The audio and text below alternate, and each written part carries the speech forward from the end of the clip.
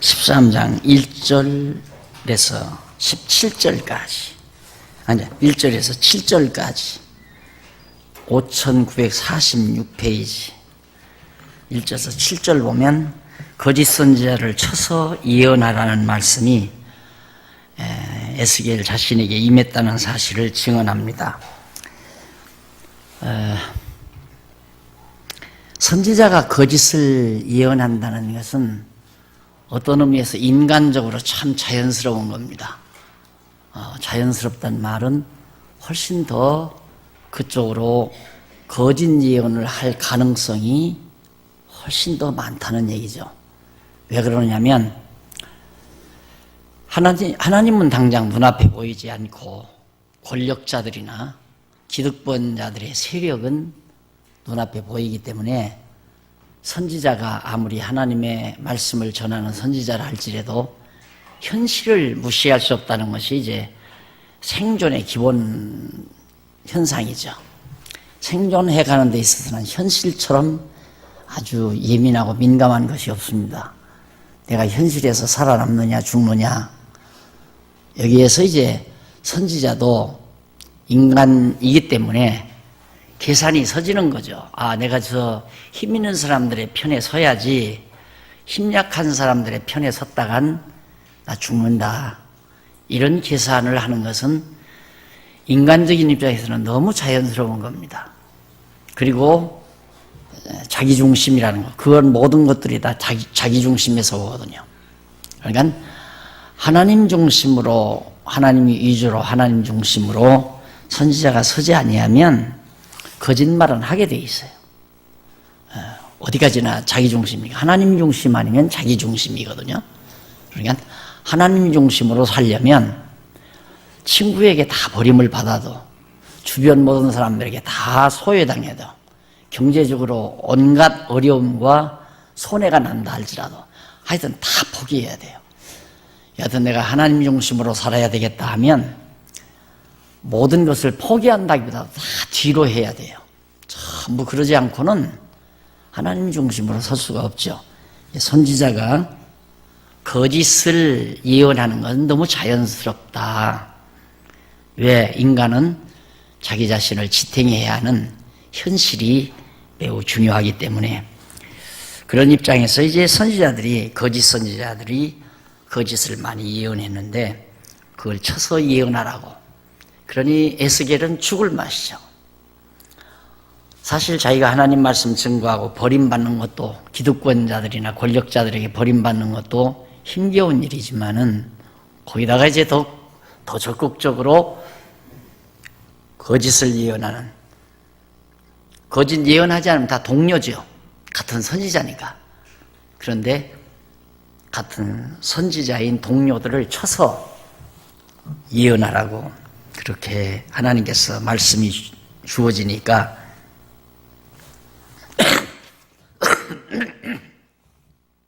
에스겔로는 굉장히 이제 힘겨운 일이 아닐 수 없습니다. 그게 이제 1절로 7절에 나오는 내용인데, 거기 여호와의 말씀이 내게 임하여 가라사대, 인자야 너는 이스라엘의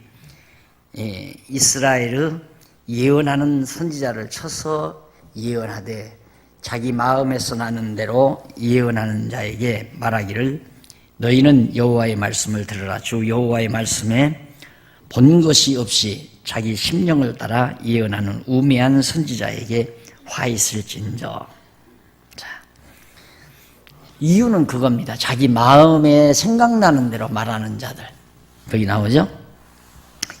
자기 마음에서 나는 대로 예언하는 자들. 선지자와 목사의 차이점이 하나 있습니다. 그 차이점은 선지자는 하나님께 직접 이상을 보거나 음성을 듣거나 해서 그대로 전하는 거고, 목사는 하나님의 말씀이 이미 기록된 성경을 통해서 전하는 거고, 그 차이만 있어요. 동일한 점은 뭐냐? 선지자나 목사가 동일한 점은 똑같이 하나님의 말씀을 증거하는 거다. 그건 동일하지만 증거하는 방법에 있어서 선지자는 직접 하나님께로부터 음성을 듣거나 환상을 보거나 가르쳐 주는 대로 전하는 거예요. 그러나 목사는 이미 기록된 하나님의 말씀 성경대로 전하는 거고. 그래서 사실 나는 설교가 못마땅하거든요. 특히 뭐 제목 설교니 뭐 주제 설교니 이런 설교들이 마땅치 않단 말입니다. 왜냐하면 그냥 성경에 있는 말씀만 전해야지 제목 걸어놓고 자기 하고 싶은 얘기 해가면 안 되죠. 그러니까 예를 들면 이 제목 설교는 성경에 쫙 이제 논리적으로 전개가 되어 있잖아요. 그래서 고집스럽게 제가 앞에서부터 차근차근 설명해 가는 것은 이 제목에 대한 유혹을 피하기 위해서예요. 이 제목 설교는 이 구절에서 하나 따다가 1대지 정해놓고, 여기 있는 데서 하나 따다가 2대지 정해놓고, 여기 있는 데서 하나 따다가 3대지 정해놓고, 이렇게 설명합니다. 성경에 다 있는 얘기죠. 그걸 이제 성경에 있는 내용을 제목을 따라서 1대지, 2대지, 3대지 이렇게 설명을 해서 전한다 이 말이죠. 그게 얼마나 속임수에 정말 잘 속아 넘어가는 아주 요인이 되지는가. 왜냐하면 여기서 이 내용은 전후가 달라요. 여기도 이 내용은 전후가 있어요. 그 내용에서 의미 설정이 돼요. 여기 이 내용도 전후 문맥에서 의미 설정이 되고, 여기도 마찬가지죠. 그건 기본 아니에요. 초등학교 6학년만 제대로 잘 다녀도 저건 아니다. 예를 들면 아버지가 사랑하는 딸을 위해서 내가 너를 사랑한다 이 말을 했다 이 말이다. 아버지가 어느 날 사랑하는 딸에게 내가 너를 사랑한다 이렇게 말을 했습니다. 했는데 내가 너를 사랑한다 이 말을 놓고 어떤 남자가 어떤 여인을 향해서 내가 너를 사랑한다. 내가 너를 사랑한다는 말은 똑같아요. 전혀 다르잖아요. 전혀 다른 얘기예요. 거기에 쏘가 넘어가면 안 돼요. 그러니까 제목 설교, 주제 설교 이런 것들이, 그래서 내가 가끔 이제 이 특강 연합회 같은 데 모여서 특강을 해달라고 할 때 참 좀 곤혹스러운 이유가, 그때 뭐 성경을 어느 한 군데 얘기가 아니라 특강을 해달라고 그러니까 성경 전체 속에서 흐르는 그 기본 틀을 어기지 아니하고 거기에 담겨진 기본 사상을 이렇게 정리해서 말한다고 하면 범주가 너무 크단 말입니다. 그러니까 생각을 많이 해야 되고 정리를 많이 해야 되고 그렇게 되지는 거죠. 근데 그냥 여기 성경 있는 대로 차근차근 가르치는 게 제일 편해요. 다른 얘기 할 것도 없고 더 생각할 필요도 없고, 성경 읽으면 이미 여러분들에게 다 연구해서 다 이렇게 기록을 했기 때문에, 연구해서 기록한 건 이 말이 이런 뜻입니다. 왜 그러냐면 헬라어에서 히브리어에서 라틴어에서 이제 영어에서 우리 글로, 아니면 영어에서 한문으로, 한문에서 이제 우리 성경으로 몇 번 곱집어서 이렇게 번역을 하다 보니까 우리말 성경이 영 어색하고 이해 안 되는 데가 많단 말입니다. 그래서 그런 것들을 이제 문맥 잡아서 정리해 드리는 내용을 써놓은 거거든요. 그러니까 어떤 분이 처음에 내가 이렇게 강론집을 썼더니만 뭐 강론집이 이러냐, 무슨 적용도 없고 훈기하는 내용도 없고 뭐 각성시키는 내용도 없고, 이제 이렇게 되니까 미미한 것처럼 느꼈대요. 그런데 계속해서 이제 13권이 넘어가고 계속해서 이제 이렇게 써내려가는 내용을 보면서 맞다 이거죠. 그냥 성경의 흐름만, 논리적인 흐름을 잡아서 본래의 뜻이 무엇인지만은 드러내는 데는 너무 깔끔하고 깨끗하다. 원래 제가 그렇게 생각을 했으니까요. 처음에 일권 쓸 때 생각이 참 많았어요. 성경을 이렇게 강론하면서 중간중간 가다가 중요한 대목 나오면 그분을 힘주어서 설명도 하고 교훈도 하고 훈계도 하고 적용도 시키고 이래가면서 설교집 마냥 그런 식으로 해갈 건가. 일반 성도들이 초기에 있기는 그런 면에서 좀 재미가 있을지도 모르죠. 그래서 한동안 연구하다가 아니다. 이 강론잎 쓰려고 몇 년 도사리잖아요. 이제 생각을 많이 했잖아요. 그래서 결국은 그냥 쭉 고속도로로 모셔가자 이 말이에요. 고속도로로 쫙 모셔가자. 목표가 여기서 서울에서 출발해서 부산이라면 부산을 향해서 그냥 가끔 좀 피곤하면 뭐 약간 휴게실은 들릴 망정 그냥 곧장 고속도로로 부산으로 달리자. 이제 이 생각이죠. 절대로 뭐 중간 톨게이트 빠져가지고 어느 도시에 가서 뭐 관광지도 구경하고 여기저기 들렸다가 쉬었다가 뭐 한참 이렇게 가 또 그 다음 또 가서 그 다음 그렇게 가면 이제 막 한 대여섯 시간만이면 부산에 도착할 걸 5세, 6세도 걸리고 한 달도 걸릴 수 있고 그러죠. 여기서 뭐 출발해서 저기 수원쯤 가서 내려가지고 관광지 구경하고 천안 가서 또 그렇게 하고 뭐 또 온양 가가지고 온양쯤 가가지고 또 그렇게 하고 그 다음 대전 가서 또 여기저기 들려서 구경하고 이런 식으로 하다 보면 한 달도 걸릴 수가 있죠. 그래서 그냥 성경 내용만 쫙 뽑아 나가는 이유가 지금 여기 이 말입니다. 자기 마음에 나는 대로 자기 마음의 생각대로 이렇게 말하는 거 이게 바로 하나님이 싫어하시는 거다. 그래서 선지자와 목사 같은 점, 다른 점. 같은 점은 하나님 말씀 똑같아요. 다른 점은 직접 음성이죠. 음성이나 이제 환상 등등. 그다음에 여기는 간접 성경이에요.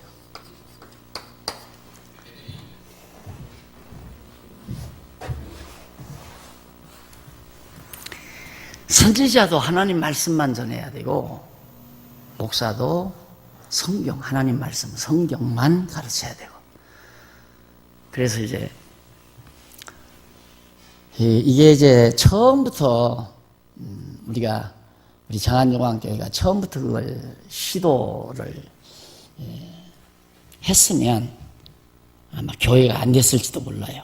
왜 그러냐면 사람들이 그 당시에는 뭐 기복신앙이라고 해서 못 알아들으니까 그래서 아주 젖으로 유하게 만들어서 이렇게 보기다. 이제는 이만큼 성장했기 때문에 이제는 막 우리가 그런 확고한 진리운동을 우리가 할 수 있는 기반이 됐다.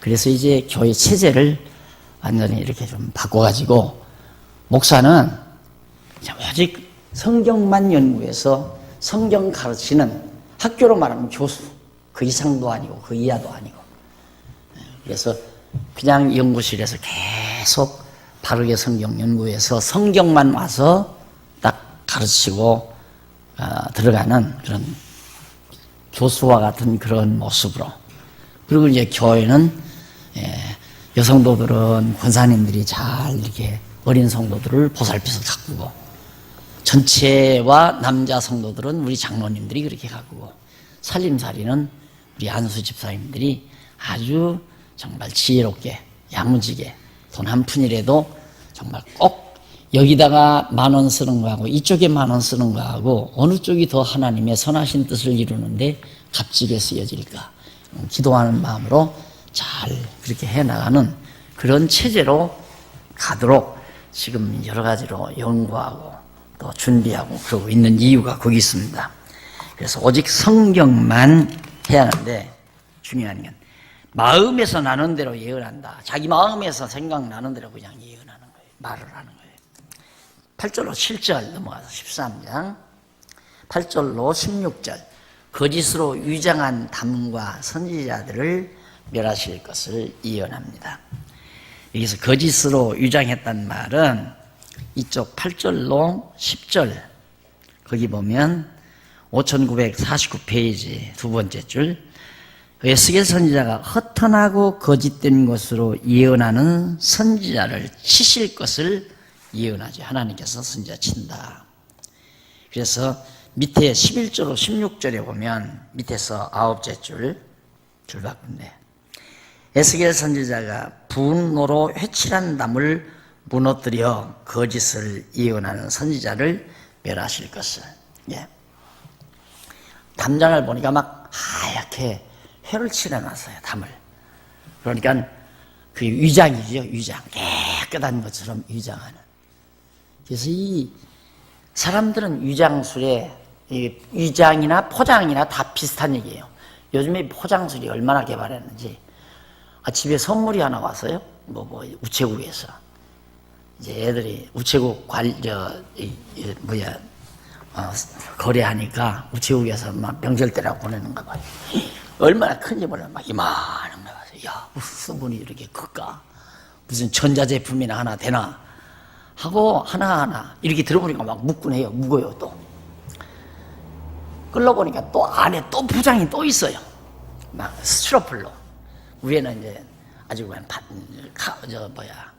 종이 뭡니까? 보로박 그것도 싼 것도 아니고 고급용으로 그렇게 해서 딱 있고. 그다음 그 스티로폴을 풀러보니까 또 거기에 스티로폴 밑에 뭐 또 하나 이렇게 담는 그릇이 있어요. 대나무 같은 걸 이렇게 엮어서 이렇게 한 거. 거기에 뭐가 있는 거야 하면 왜 이렇게 돼요?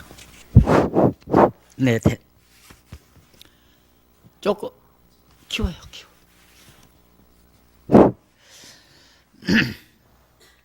그래. 보니까 꽃감 한 접시가 들었어요. 한 접시. 난 그걸 딱 뜯어보면서 참 이런 얘기 들으면 또 목사님들 화나겠지만, 한국교회 목사님들 화나시겠지만, 한국교회와 어쩌면 그렇게 비슷하냐. 아주 근사해요. 다 건물도 근사하고 포장도 근사하고 또 각 직임자들이 입은 가운도 다 근사하고 다 근사한데 알맹이가 형편없다. 사실 그러잖아요. 포장은 참 근사합니다. 왜 이렇게 안 되죠? 이거 조금 더 올려보세요.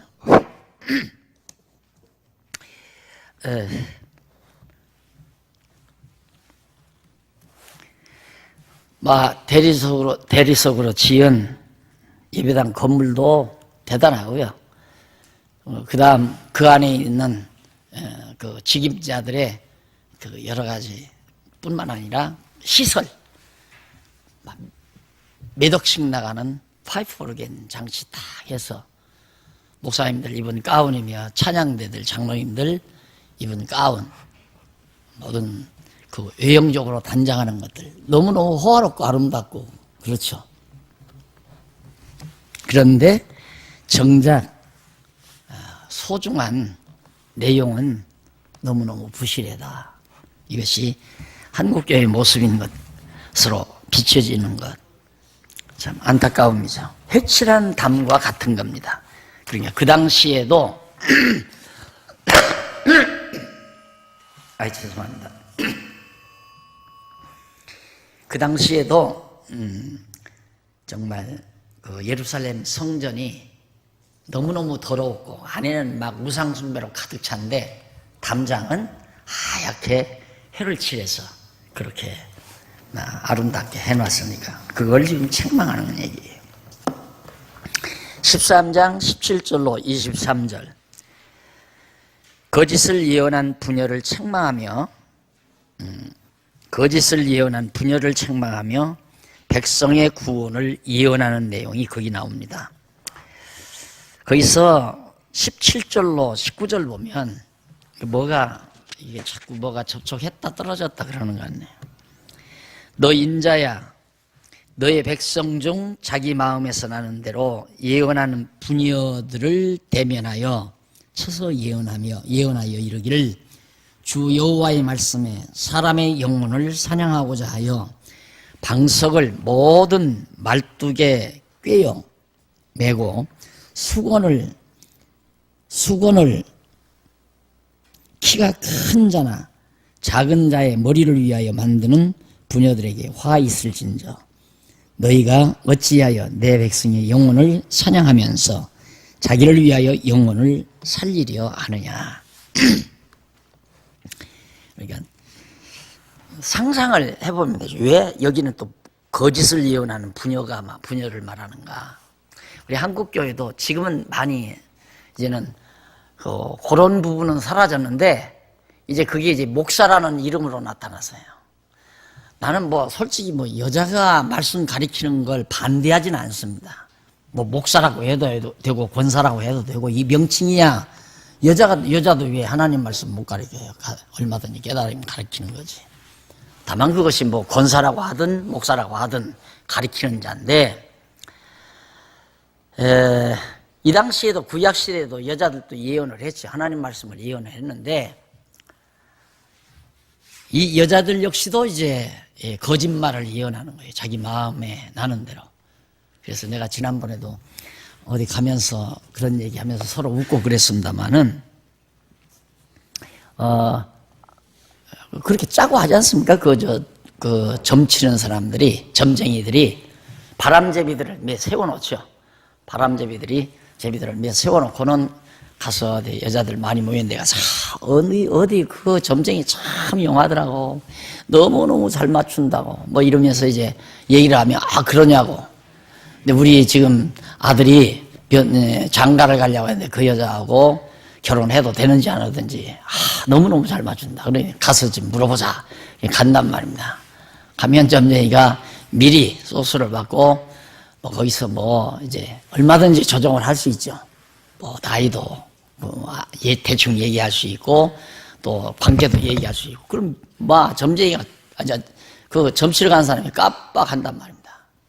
그러면서 거기서 그날은 내가 그런 얘기 했습니다만은 어떻게 대문으로 봉황이 날라드느냐 하고 한마디 해놓으면 가버리는 거예요. 잘 만났다 이 말이에요.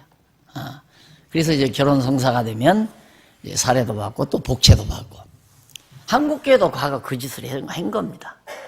그래서 요즘에는 그게 이제 많이 사라져서 어디 구국재단이라고 있어요. 구국재단 2층이나 3층 그런 데는 되게 여자들이 앉아 있습니다. 요즘에 또 기도원 원장이 여자들이 많이 있어요. 권사들. 이 권사라고 하니까 사람들이 무시하니까 이제 목사 만들자 해서 자기들끼리 몇몇이 모여서 안수해가지고 목사가 된 거예요. 이제 최자실 씨가 제일 먼저 목사가 된 거죠. 그렇게 해서 이제 여자 목사가 나오기 시작해가지고 이제는 세력이 강해지니까 여자 목사 제도를 이룩하자 하니까 이제 전통적인 남자 목사님들이 반대해서 어느 총회에서는 여자 목사 제도가 통과가 되고 어느 총회에서는 아직 통과가 안 되고 이제 현재 이제 그런 입장이에요. 그런데 목사 되고 안 되고가 중요한 게 아니라 요즘도 우리 근래 교회사에서도 여자 권사님들이 그렇게 신앙생활을 다 빛나게 만드는데 크게 기여했거든요. 근데 목사님들은 이제 그런 권사님 하나 만나면 참 목회하기가 참 좋았습니다. 그래서 신방 다닐 때는 그런 권사님을 모시고 다니죠. 그럼 예배 드릴 때 이제 그 권사님을 기도를 시키면 그 권사님이 막 기도를 하면서 벌써 기도 안에서 기도하면서 다 그 집안의 모든 거 다 진짜로 보니까 영안이 열렸다 해서 장롱 밑으로 군엉이가 들어간다 이래가면서 왜 이렇게 이 집안이 시험이 오겠다 그러면 벌벌 떨잖아요. 그러면 이제 예배 드리고 잠깐 차 대접하려고 가서 준비하면은 그 권사님 저로 따라가가지고 목사님 책값이라도 드려 이러면서 이제 한마디 하면 이제 봉투 두드러 가게 해서 신방 연보라고 해서 내놓고 다 그러고 다닌 거 아니에요. 나 그렇게 할 줄 몰라서 안 하는 게 아니야. 아니니까. 그건 아니니까. 그렇게 하면 편치요. 어리숙한 사람들을 속여가지고 기분 좋게 연보로 혼납하게 해서 자기들 배부르게 먹고 즐기고. 이때도 마찬가지예요. 지금 이 에스겔이 예언했을 때 우상 섬기고 미신이 만연한 그런 시대에 여자들도 예언가가 돼서 거짓을 예언하고 하니까 그것에 대해서 엄청 책망하고 나오는. 그래서 만약에 어디서 여자 목사 제도가 생긴다 하더라도 철저히 공부시키고 정말 진리에 대한 열정이 있고 확고하게 진리만을 성경만을 가르칠 수 있는 그런 사명의식이 분명하면 왜 여자라고 가르치는 자가 못 될 이유가 뭐 있어요? 얼마든지 될 수 있죠. 하나님이 그런 은사를 주면. 근데 남녀 이것을 차등화시켜서 한다는 것은 그리스도 정신에 합당한 건 아닙니다. 이게 바울 때에도 고린도서에서 여자들이 좀 잠잠하라고 하는 얘기는 죄송해요. 여자분들이 말해요. 여자들이 조금 극성스럽잖아요. 그렇죠? 약간은 극성스럽단 말입니다. 그러니까 교회 안에서 시끄럽게 하는 건 여자들이라. 근데 우리 교회는 이제 시끄럽게 하지도 않지만 그만큼 성숙했다는 거죠. 이 교회를 어지럽히고 시끄럽게 하는 것이 여자들이기 때문에 방언한다, 예언한다. 그 당시에도 난리를 치니까 제발 여자들은 교회에서 잠잠해라. 그러고 한 거예요. 그런 고린도 교회를 향해서. 그런데 그것을 원칙적인 것으로, 원리적인 것으로 갖다가 교회 안에서 여자들은 잠잠하라고 그랬다. 그런데 왜 교회에서 그러면 현대교회에서 잠잠하라고 했으면 집사도 시키지 말고 권사도 시키지 말고 아무 직분도 맡기지 말고 기도도 시키지 말고 잠잠하라고 했으니까. 그런데 다 시키잖아요. 다 시키면서 이 목사 영역은 집어하지 마라. 장로 영역은 침범하지 마라. 이것은 남자들만 하는 것이다. 이런 식으로 해서 정말 그걸 제도화 만들어 놓은 것은 좀 넌센스죠. 그러니까 어쨌든 정말 여자들이 여기 이 당시에 부녀들이 거기 20절로 23절에 보면 52페이지 중간 부분 부녀들의 손에서 백성을 건지고 무능하게 하여 여호와를 알게 할 것을 예언하는 내용입니다. 그러니까 이 부녀들이 얼마나 많은 영혼들을 갈취 하는지 모른단 말입니다. 괴롭고 고통스러워서 하나님 앞에 기도받으러 왔다 그러면 막 기도하면서 막 아는 척하면서 막 죄를 지적하고 통회하라고 그러고 도둑질에 먹은 건 내놓으라고 그러고 도둑질에 먹은 건 이제 11조 안 된 건 내놓으라 이거죠. 그렇게 해서 이제 다 이 기도원 같은 것은 여자들이 원장 다 하잖아요. 권사 딱 시키면 가서 어디 쌈직한 좋은 경치 좋은 골짝 가서 몇만 병 사서 떡 들어앉아서 집 져놓고 앉았으면 참 세상에서 시리에 찬 영혼들이 찾아옵니다. 이제 어디에 기도원이 있다. 그리고 몇몇 이제 시내에다가 바람잡이 되면 어느 기도원 원장이 참 기도 능력이 있고 권능이 있고 예언을 잘하고 이런 얘기하면 이제 마치 도난동 꼴짝 찾아가듯이 찾아가는 거예요. 거기를 찾아가면 이제 걸려드는 겁니다. 그런 식으로 해서 이뤄놓으면 거기 가서 연보한다고 연보했는데 그게 다 그 권사, 그 원장이라는 그분의 재산, 자기 개인 소유예요. 이거 자기 거에 다. 그것이 한심한 한국교회 현실이에요. 그런 것들이. 네. 그래서 이제 그런 걸 방지하기 위해서 이제 통합적 같은 데서는 교회 재산을 몽땅 다 이제 총회 유지 재단으로 만들어 버렸어요. 그러니까 개교회에서 아무 능력이 없는 거예요. 그럼 거기는 총회 하나가 총회 우두머리들이 빗나가 버리면 그냥 몽땅 다 모든 교회가 할 수 없이 다 빨려 들어가는 거죠. 왜? 재산이 거기에 다 뭉쳐져 있으니까. 그래서 일장일단이 다 있어요. 그렇게 총회 재단으로 다 묶어놓으니까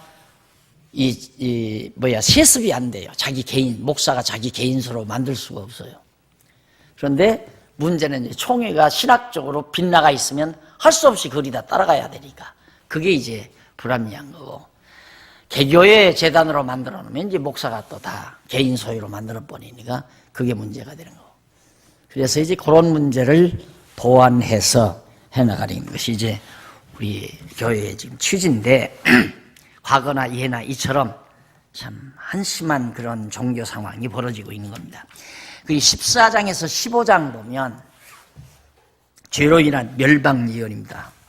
당연하죠. 그런 죄로 인해서 결국 예루살렘이 망한다. 1절로 11절, 14장 1절로 11절. 범죄한 장로와 선지자를 멸하여 본을 삼는다고 예언합니다. 범죄한 장로, 지도자들이에요. 선지자, 이 장로와 선지자, 이 지도자들이거든요. 이게 지금으로 말하면 장로와 목사라고 할 수 있죠. 목사가 선지자는 아니지만, 선지자는 하나님께 직접 받아서 말하는 게 선지자지만, 목사는 이제 기록해 놓은 하나님의 말씀, 성경을 풀어 가르치는 게 이제 목사고, 장로는 여전히 이제 교회를 다스리는 자, 지도자. 장로와 선지자들이 하나님께서 다 멸망시켜서 본을 삼겠다라고 하는 내용이 11절까지 나오고, 그 다음 넘어가서 12절로부터 23절 58페이지. 재난 때 자기 의로 산 자들에 의해 위로받음을 예언합니다.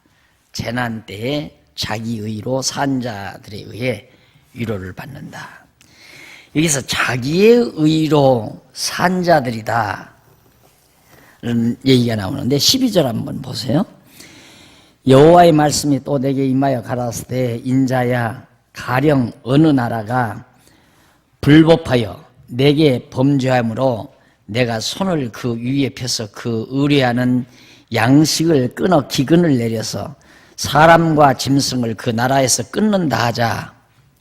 비록 노아, 다니엘, 욥 이 세 사람이 거기 있을지라도 그들은 자기의 의로 자기의 생명만 건지리라. 나 주 여호와의 말이니라. 가령 내가 사나운 짐승으로 그 땅에 통행하여 적막케 하며 황묵케 하여 사람으로 그 짐승을 인하여 등이 통행하지 못하게 한다 하자.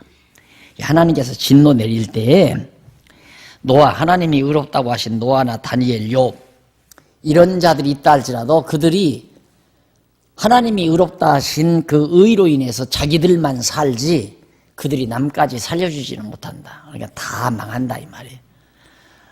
자, 정말 하나님이 의롭다고 인쳐준 그 의인들만 그 의로, 자기의 의로, 여기서 자기의 의라니까 착각하면 안 돼요. 자기가 어떤 선행을 해서 인정받은 의, 그 말이 아니라 거기 나오잖아요. 노아나 다니엘, 욥 이런 사람 다 하나님이 의롭다 해서 의로운 거거든요. 자, 넘어가서 15장 1절로 8절 쓸모없는 예루살렘 거민에게 재앙을 내릴 것을 예언합니다. 이제는 예루살렘 거민이 필요가 없죠. 쓸모가 없죠. 왜? 전부 우상만 섬기는데 담장은 깨끗하게 회칠해 놨지만 그 안에서는 더러운 우상 숭배가 자행되고 있기 때문에 이제는 그 거민에게 재앙을 내린다고 예언한 겁니다. 그 다음 이제 16장 넘어갑니다. 63페이지 5963페이지 행음죄로 인한 멸망이에요. 16장 행음죄로 인해서 멸망한다. 물론 여기 행음죄라는 건 우상숭배를 지칭하는 말입니다. 그래서 그 가운데 1절로 34절 넘어가서 행음죄에 대한 책망이 나와요. 64페이지 그 가운데 1절로 14절 보면 이스라엘 족속에게 과거에 베푸신 은총에 대해 증언합니다. 내가 과거에 어떻게 너희들에게 은혜를 베풀었는가. 가나안 땅에 처음에 살 때 가나안 땅에 사는 족속처럼 버려졌던 족속임. 그러니까 이스라엘 족속들이 애굽 땅에 버려졌잖아요. 그래서 거기서 다 데려다가 정말 아름다운 땅 가나안 땅에 인도해서 정말 하나님을 경외하고 살도록 그렇게 은혜를 베풀어 줬다. 그래서 번성시키고 그 다음 이제 9절로 14절 67페이지 중간쯤 보면 이스라엘 족속들을 거룩하고 영화롭고 존귀케 해서 명성이 인근 나라에 많이 퍼지도록 하나님이 그렇게 다 해주지 않았느냐. 예, 지난날에 지금 예루살렘 멸망하기 이전까지 하나님께서 베풀어 주셨던 은혜를 하나하나 나열을 했습니다. 그리고 15절로 22절 68페이지 명성을 인해서 그렇게 이스라엘 백성들을 인근 나라의 명성이 퍼지게 해서 행음하는 행위들에 대한, 그렇게 명성을 인하여 행음하는 행위들에 대해서 질책을 합니다. 하나님께서 다 그렇게 명성을 얻도록 해놨더니만 편안하잖아요. 그러니까 자기들이 편안하니까 하나님 여호와, 은혜 베푸신 하나님 여호와는 잊어버리고 딴 데에 마음이 돌아가 버리는 거예요. 이게 이제 큰 문제예요. 그래서 이제 행음하게 되죠. 자연이 그럴 거 아닙니까? 자, 정말 자기들이 형편없이 되셔서 여기가 이제 정상 관계라면 아주 이런 자리에서는 하나님의 은혜를 베풀어서 자꾸 은혜를 베풀어서 여기까지 이렇게 되게 한단 말입니다. 이 자리 딱 올라오게. 그러면 얼마나 좋아요. 편안하고 정말 영화롭고 즐겁고 모든 사람이 인정을 받고, 여기서는 이제는 자기가 어떻게 하면 이 자리를 내가 떠나지 아니하고 이 영화를 계속해서 누릴 수 있을까. 그래서 인근 나라들과 주변 나라들과 자꾸 교류를 해요. 이방 나라들과 교류한다 이 말이에요. 하나님을 잊어버리고 그 이방에서 다 배워오는 거죠. 우상숭배 배워오고 끌어오고 그들과 연합하고 합작하고. 왜? 그래야 더 세력이 강할 것 같으니까. 그러잖아요. 우리 힘 합쳐서 잘 살아보자. 그러니까 하나님께서 노아 당시에 홍수로 세상을 딱 멸했을 때 다 사람들이 다 망했잖아요. 하나님이 그래도 참 노아 8식구를 통해서 막 생육하고 번성해서 막 살게 해서 번창을 하니까 우리 이제는 다시는 망하지 말자. 그래가지고 자기들끼리 힘을 합친 거예요. 하나님의 은혜로 여기까지 왔는데 이걸 지키는 것은 자기들의 힘으로 지키려니까 힘을 합치는 거예요. 이렇게 막 인간의 힘을. 그렇게 해서 결국 하나님 저버리고 우상 섬기고 그러고 사니까 하나님이 보실 때 다 필요 없는 거민이 되는 겁니다. 그래서 형통할 때 조심해라. 편안하고 형통할 때 지혜를 구하고 내가 혹시 잊지 말아야 될 걸 잊고 있지 않나. 내가 이 형통함으로 인해서 하지 말아야 될 것을 하고 있지 않나. 이런 자기 성찰을 계속 할 필요가 있는 겁니다. 그래서 초심이라는 말을 많이 하죠. 초심은 여호와 하나님 경외하고 살 때의 그 초심. 이게 내가 늘 여러분들에게 강조하잖아요. 내가 왜 목사가 됐나? 무엇 때문에 교회를 시작을 했나? 그 초심. 거기에서 움직이지 않기 위해서 항상 그 초심. 성경 가르치고 싶어서 목사가 된 거고, 처음에는 목사 안 되고 성경 가르치려고 했는데 목사 아닌 사람이 뭐 알아서 하냐? 그러니까 에라. 잘못된 목사가 나쁜 거지, 좋은 목사야 뭐가 목사가 나쁜가 해가지고 이제 신학교 졸업하고도 목사가 안 되려고 하다가 목사가 된 거거든요. 그리고 이제 교회 세운 것도 성경 가르치고 싶어서 세운 거고요. 예. 그 생각 이상을 떠나서는 안 된다는 생각을 항상 하죠. 예. 뭐 이걸 가지고 생업을 삼겠다, 이렇게 해서 무슨 성공을 하겠다, 그것이 아니고 오직 성경 내가 알고 깨달은 대로 가르치고 싶다, 이 생각 하나 때문에 시작했던 거니까 그걸 정말 떠나지 않기 위해서. 그래, 거기 보면 23절 한번 보십시다. 71페이지. 71페이지 위에서 세 번째 줄 그 해설 한번 보십시다. 에스겔 선지자는 화를 선언하며 예루살렘이 이방신을 섬기는 행음에 대해 질책을 하는데, 에스겔 선지자는 여호와께서 너는 화 있을진저 네가 모든 악을 행한 후에 너를 위하여 전강에, 누라고 하는 건 왜 성의 정자 같은 것들이죠. 누를 건축하며 모든 거리에 높은 거리마다 술 먹고 놀고 춤추고 하는 그런 루가 있잖아요. 강활루, 경전의 강활루, 거기에 이제 왕족들이 나와서 뭐 춤추고 그런 곳 아닙니까? 궁녀들이 나와서 그네도 타고 하던 그런 거.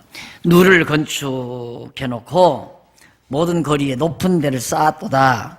네가 높은 데를 모든 길거리에 쌓고 네 아름다움을 가증하게 하여 모든 지나가는 자에게 다리를 벌려 심히 행음하고 하체가 큰 네 이웃나라 애굽 사람과도 행음하되 심히 음란히 하여 내 노를 격동하였도다라고 질책하신 말씀. 이게 이제 결국 여기서 하체는 히브리 원문으로 바사르인데 이는 살이나 몸 또는 남자의 생식기관을 가리키는 겁니다. 그래서 하체가 큰이라는 남자의 그런 생식기는 강하다는 뜻인데 바로 인간의 정욕을 이제 비유해서 말해가지고 음란하게 우상을 이방신, 애굽의 신들을 데려다가 애굽의 신을 섬긴 그런 행위를 그렇게 육체의 행음 행위로 비유해서 하나님께서 설명을 한 거죠. 그만큼 추악한, 그러니까 육체의 행음 행위보다도 하나님 보시기에는 우상 섬기는 것이 가장 가증한 일이죠.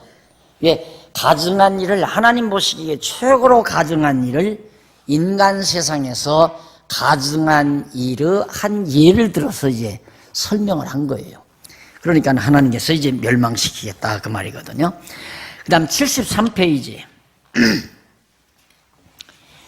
동그라미 안에 2번 죄로 인한 멸망을 예언하는 겁니다. 16장 35절로 63절까지 죄로 인한 멸망을 예언하는 것. 그래서 35절로 34절은 예루살렘이 수치당한 결과와 벌을 내린 결과, 예루살렘이 완전히 망하게 되는데 이쪽 한번 75페이지 위에서 해설 세 번째 줄 바꾸면 되죠. 35절로부터 41절 상반절까지 내용인데 선지자가 행음한 예루살렘이 당할 수치와 그 결과에 대해서 예언하는 내용인데 에스겔 선지자는 여호와께서 음부인 예루살렘을 향하여 음부 그러니까 예루살렘이 간음한 여인으로 그렇게 비유를 한 겁니다. 애굽 사람은 이제 지나가는 한 남자고 그런 식으로 앞에서는 얘기했고요. 여기는 이제 예루살렘을 음부로 말을 하면서 네가 네 누추한 것을 쏟으며 네 정든 자와 행음함으로 벗은 몸을 드러내며 또 가증한 우상을 위하여 내 자녀의 피를 그 우상에게 드렸은즉 수치를 당하게 하신다는 그런 뜻이죠. 그래서 거기 보면 누추한 것이라고 나오는데 네오세트란 말이에요. 이는 구리 또는 동전 등의 재물을 말합니다. 그래서 예루살렘 거민이 재물을 허비하며 행금하고 자녀의 피로 우상에게 제사를 드리는, 그러니까 여기서 누추한 것이라는 것은 인체에 속한 게 아니라 그냥 모든 재물을 다 들여서 애굽과 우상 교류하면서 행음하는 행위. 그리고 애굽의 신을 섬기니까 애굽의 신을 섬기는 대로 자기 자녀의 피를 갖다가 흘려가지고 자녀 잡아서 그렇게 하는 식. 하나님 보시기 얼마나 그의 가증한 것으로 됐겠는가. 그래서 결과가 이제 멸망을 하게 된다. 그런 얘기고. 41절 하반절로부터 43절 76페이지 행음으로 인해서 여호와께서 벌을 내리신 결과에 대해서 말을 합니다. 결국 예루살렘이 다 황폐하게 되고 그 결과가 나오는데 첫째는 내가 너로 곧 음행을 그치게 하리니 네가 다시는 값을 주지 아니하리라.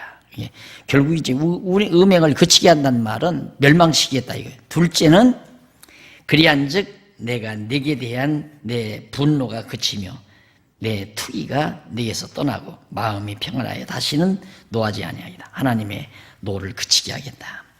그 다음 셋째는 네가 어렸을 때를 기억하지 아니하고 이 모든 일로 나를 경록해 하였은즉 내가 네 행위대로 네 머리에 보응하리니 네가 이 음란과 내 모든 가증한 일을 다시는 행치 아니하리라. 못하게 하나님께서 해주신다는 얘기예요. 넘어와서 78페이지 44절로 46절 거기는 행음한 예루살렘 음녀의 신분에 대해서 속담에 의해 비유로 증언하는 내용입니다. 속담을 들어서 예루살렘을 음란한 예루살렘을 이제 비유해서 말하는데 44절 한번 보실까요? 44절에 보면 무릇 속담하는 자가 내게 대하여 속담하기를 어미가 어떠하면 딸도 그렇다 하리라. 그 어미 그 딸이다 그러죠. 예루살렘이 그 조상부터 그렇게 정말 타락하게 살았다, 닮았다. 그러니까 대대로 그렇게 하나님 앞에 범죄하며 산다 이거죠. 그리고 너는 그 남편과 자녀를 싫어한 어미의 딸이요, 너는 그 남편과 자녀를 싫어한 형의 동생이로다. 그러니까 남편과 자녀를 싫어한 이 말은 예루살렘의 남편은 하나님이죠. 하나님도 싫어하고 또 정말 백성들도 싫어하고 그런 자가 예루살렘이다. 그리고 그런 어미, 그가 어미, 남편과 자녀를 싫어하는 어미 예루살렘이 그런 자고, 남편과 자녀를 싫어한 형의 동생이다. 형도 타락하고 동생도 닮아서 그렇게 됐다. 그런 식으로 비유를 들어서 하는 얘기예요. 그 다음 넘어가십시다. 넘어가서 79페이지 밑에서 네 번째 줄 53절로 55절에 보면 소돔과 사마리아와 예루살렘과 그 성읍 주변 성읍들의 회복에 대해서 예언하는 내용입니다. 그러니까 앞으로 사마리아도 회복이 되고 소돔도 예루살렘도 그 주변 성읍도 하나님께서 다 장차 회복시키겠다. 56절로 63절 80페이지 아랫부분에 보면 징계하지만 용서하여 자랑치 못하게 하실 것을 예언하는 내용입니다. 하나님께서 때리시고 싸매는 이유는 자랑하지 못하게, 교만하지 못하게. 결국 자랑은 교만에서 나오는 겁니다. 자랑을 잘하는 사람은 확실히 교만기가 있는 사람입니다. 자기 잘난 척하는 사람이거든요. 그래서 친구 사귀기가 참 어렵다 하지만은 한두 번 만나보면 알잖아요. 친구 해야 할 사람인지 안 해야 할 사람인지. 만나기만 하면 자식 자랑, 남편 자랑, 자기 자랑 하면 친구하면 안 됩니다. 언젠가는 그 사람한테 당하죠. 그만큼 그 사람 마음속에는 자만기가 가득한 사람입니다. 그래서 여기도 오면 하나님께서 왜 때리셨다가 싸매는가, 징계했다가 왜 회복시켜 주시는가, 자랑하지 못하게 하려고, 교만하지 않게 겸손하게 하기 위해서. 겸손하다는 철저히 하나님 여호와 의지하고 사는 삶. 누가 그래요? 자기가 뭘 지금 계획해서 해나가는데 지금 진행하고 있는데 안 되면, 이 일이 안 되면 하나님이 막으시는 줄 알고 그냥 현재 하는 일 열심히 하려고 생각합니다. 그 말을 듣고 참 생각 참 잘한다. 하나님이 막으시는 걸 억지로 하려고 하는 것부터가 그것도 교만한 거거든요. 제 고집대로 하려고 하는 거예요. 하나님이 막으시면 하지 말아야 돼요. 되는 걸 해야죠. 안 되는 걸 왜 하느냐 말입니다. 안 되는 걸. 안 되면 안 하는 거고, 하지 말고 지금 되는 일 열심히 하고, 그것이 겸손한 사람이에요. 하나님이 안 되게 하시는구나. 그것 때문에 막 안 됐다고 절망하고 막 그냥 괴로워하고 하는 건 자기가 이미 그 마음으로 교만해진 거예요. 예를 들면 나는 이제 앞으로 6개월 후에는 아마 50평짜리 아파트로 내가 이사를 가야 되겠다 계획을 했어요. 그런데 이게 갈수록 일이 꼬이고 안 돼요. 실망을 해요. 이미 자랑은 다 했어요. 앞으로 6개월 지나면 나 50평짜리로 이사 갈 거라고. 다 자랑도 다 해놓고 다 알려놓고 다 그랬는데 안 된단 말입니다. 안 되면 왜 괴로워하는가? 이거 그리로 이사를 가야 그 다음 내가 자랑하는 것이 다 정말 되는데, 그만큼 내가 이제 내 입지가 서지는데 그게 안 되게 생겼으니까 괴로운 거예요. 그런 거 전부가 다 교만에서 나오는 거예요. 그러니까 하나님께서 할 마음을 줘서 소원을 줘서 하고자 해도 그것이 내 인간 욕심에서 나오는 소원인지 하나님이 내 마음 가운데 당신의 뜻을 위해서 주신 소원인지, 그러니까 하나님이 당신의 뜻을 이루시기 위해서 소원을 주신 거면 하나님이 기쁘신 대로 일이 되지만, 하나님께서 나를 망치기 위해서 나에게 소원을 주신 일이라면 되면 내가 망하는 거죠.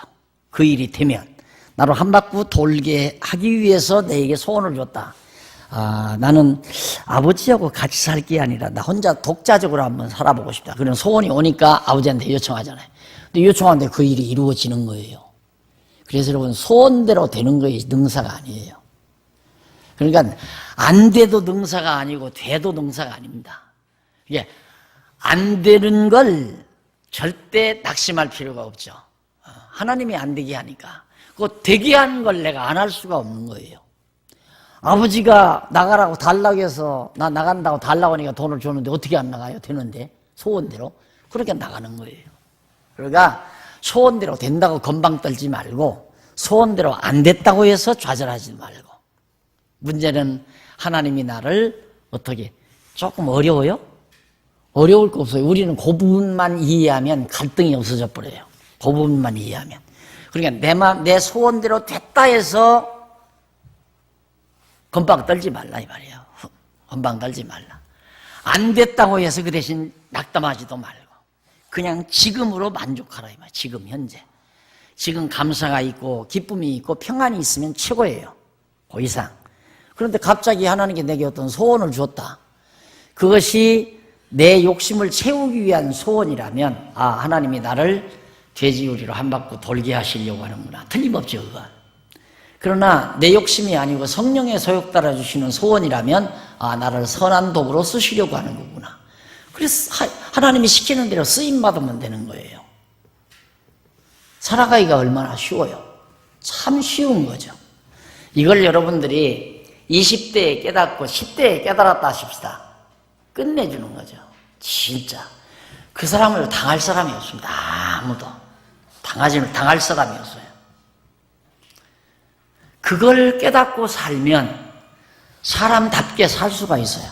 남에게 아첨할 필요도 없고 비굴해질 필요가 없고 하나님이 낮추시면 얼마든지 낮아질 수도 있고. 그러니까 내가 언젠가 그랬죠.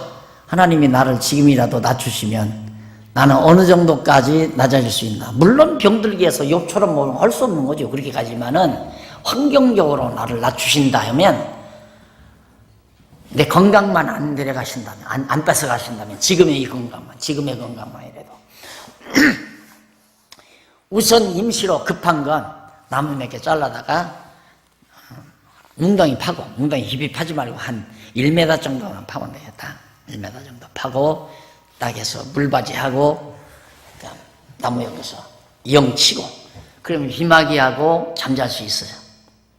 그리고 놓고는 이제 벽돌 찍어서 흙벽돌 딱 만들어서 집 짓고 살아가면서 호박 심고 강벼 심고 강냉이 심고 그러면서 이 속에 담겨있는 것 시간 나는 대로 쓰고 기록해서 조금이라도 여유 있으면 책을 펴고 신문이 안 되면 무슨 조그만한 편지문이라도 만들고 그렇게 해서 세상과 소통하면서 그렇게 사는 거죠. 하나님이 그렇게 하시라고 하면. 그래도 지금 생각으로는 하나 원망이나 좌절 안 할 것 같아요. 그러니까 그런 마음을 가지고 간다면 남에게 비굴할 건 뭐 있어요? 안 그래요? 비굴하게 살 것도 없고 남 신세지려고 할 것도 없고 의지하려고 할 것도 없고 그래서 인간답게 살아갈 수 있다는 얘기입니다. 예, 그게 어디에서 나온 건가? 여호와라는 지식에서 오는 거예요. 우리가 세상 살다가 멸시받을 때처럼 참 모멸감, 그거 견디기 힘들죠? 근데 그것도 없어져 버려요. 모멸감도 없어져 버려요. 돈 좀 있고 조금 자기가 여유가 있다고 해서 사람 이렇게 뭉개는 사람들이 있죠? 이게 천시하고 가난한 사람들 멸시하고 우스운 거죠. 가소로운 거죠.